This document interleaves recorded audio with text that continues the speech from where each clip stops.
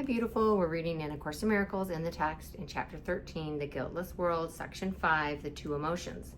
Paragraph 1. I have said you have but two emotions, love and fear. One is changeless, but continually exchanged, being offered by the eternal to the eternal. In this exchange, it is extended, for it increases as it is given. The other has many forms, for the content of individual illusions differs greatly. Yet they have one thing in common: they are all insane. They are made of sights that are not seen and sounds that are not heard. They make up a private world that cannot be shared, for they are meaningful only to their maker, and so they have no meaning at all. In this world, their maker moves alone, for only he perceives them.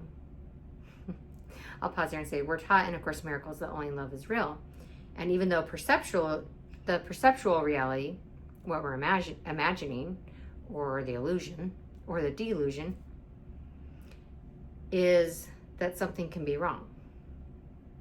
That people can be wrong, that they're bad, that something bad is happening. That's the nightmare. And on Earth School, we're experiencing contrast and opposition, and we're, depending on the contents of our imagination, we're all dreaming a different dream.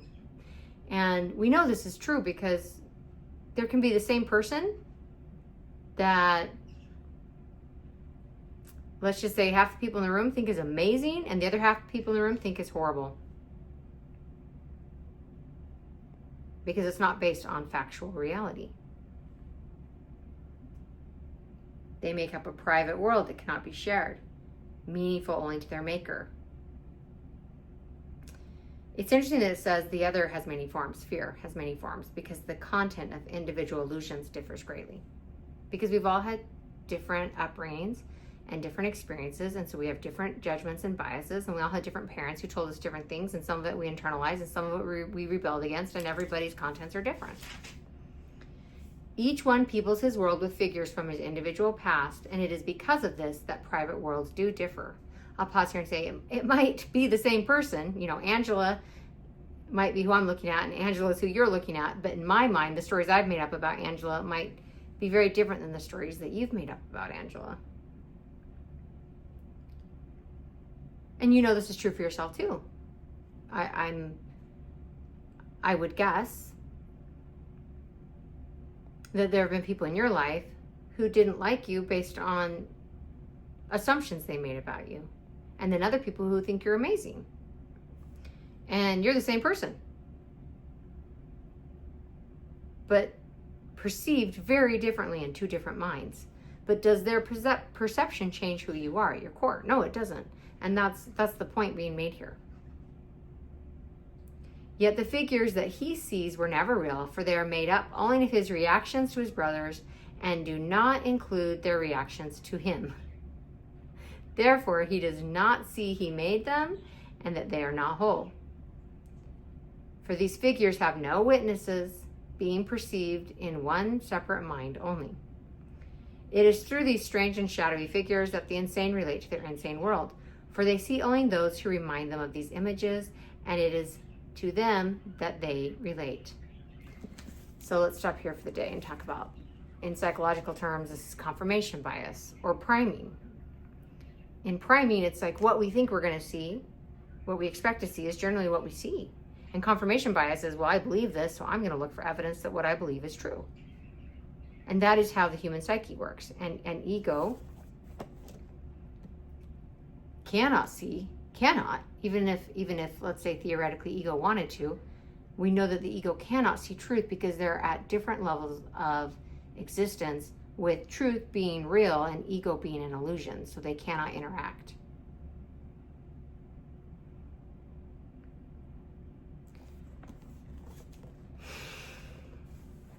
An example of this for my life is that there have been times where I've had someone who I thought was a really great friend who really loved and cared about me, and then found out later they were saying horrible things about me behind my back.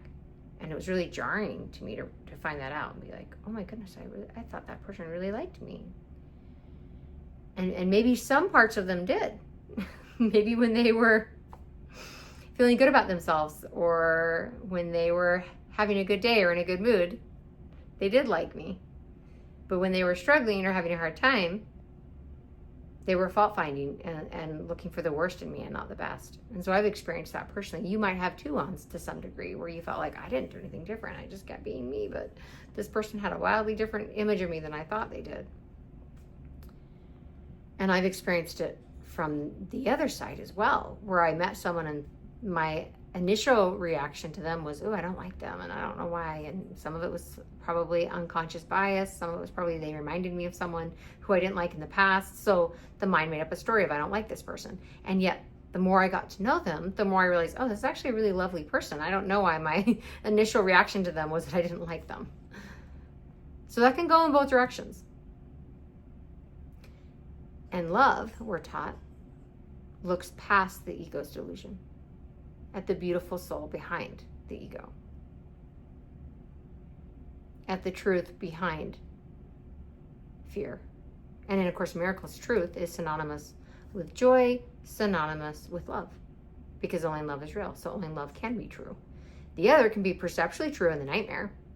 You know, if you're dreaming that you're being chased by wolves, then it's true that in that nightmare you're being chased by wolves, but it does not mean that objectively, in the greater reality, you're being chased by wolves.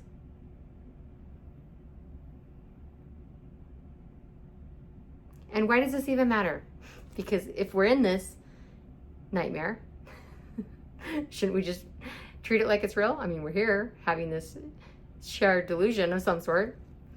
Well, because we're taught in A Course in Miracles that we can actually exit the nightmare and have true vision that goes beyond perception. And we do that by letting go of grievances and letting go of judgment. Not listening to the ego, not being hostage to the ego, but being host to God. It's a willingness to know the truth.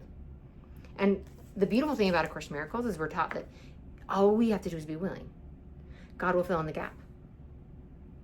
So we don't really have to do much besides just be willing to know the truth, to look at others through the eyes of Christ, to see their beauty beyond the ego mask. And everybody's ego mask is not their true self. And each of us have experienced having an ego mask that we maybe weren't even aware that we were wearing. And there's that shared humility and shared compassion of, we've all been there. And some people have more damaged psyches than others because of their upbringing, but they're not their damaged psyche. Their true self is something beyond, that we cannot see through human eyes, that we cannot see through eyes of the ego. We can only see when we're willing to have true vision. Let's sit with that today. And if you're not sure what that is, and I lose sight of it at times too, sit in that stillness, be still and know. And let Spirit know, I'm willing to see with true vision today. Help me to see the truth behind the delusion. Help me to see the truth behind the lies that I've told myself and that others have told me that I believed. I'm willing to let go of the lies. I'm willing to see the truth. And slowly but surely, or perhaps instantaneously, you will. You will learn to see beyond the nightmare, and you are learning that now. And to a large degree, you've already mastered this. So keep going. I love you so much. Thank you for being here. I'll see you soon.